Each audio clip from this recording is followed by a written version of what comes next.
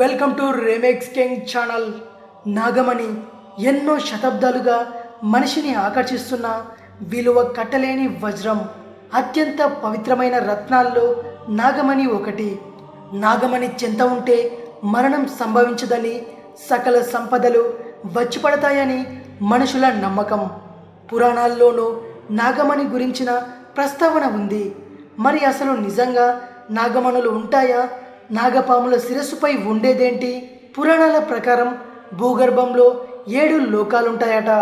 అతల, వితల, సుతల, తలాతల, రసాతల, మహాతల, పాతాల లోకాల్లో ఎన్నో జీవరాశులు ఉంటాయి.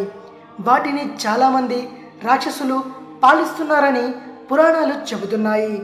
పాములకు రాజైన ఆదిశేషు 1000 తలలతో భూమిని మోస్తూ ఉంటాడని పురాణాలు చెబుతున్నాయి.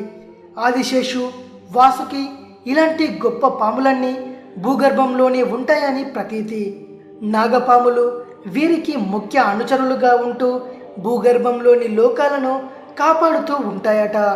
పురాణాల ప్రకారమే చూస్తే స్వాతి నక్షత్రం రోజున వర్షం పడే సమయంలో వర్షపు నీటి బిందువులు నాగుపాము నోటిలో పడితే ఆ నీటి బిందువులే మణిగా మారతాయని నమ్మకం.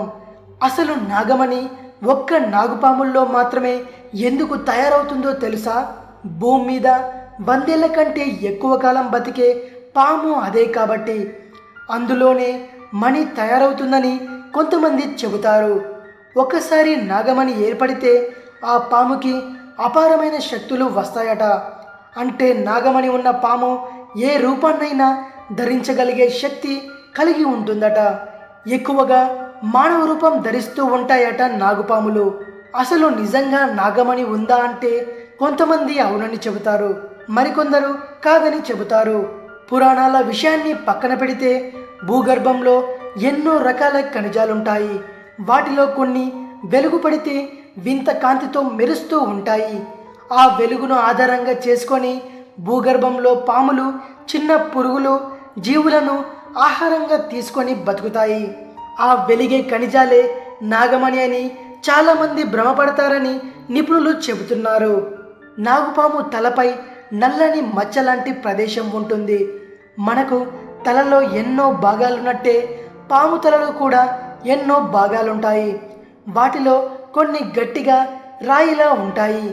వాటినే మరికొంతమంది నాగమణి అని భ్రమపడి వాటి కోసం పాములను చంపేస్తున్నారు. తలపై ఉన్న గట్టి పదార్థాన్ని తొలగిస్తే ఆ పాము ఖచ్చితంగా మరణిస్తుంది.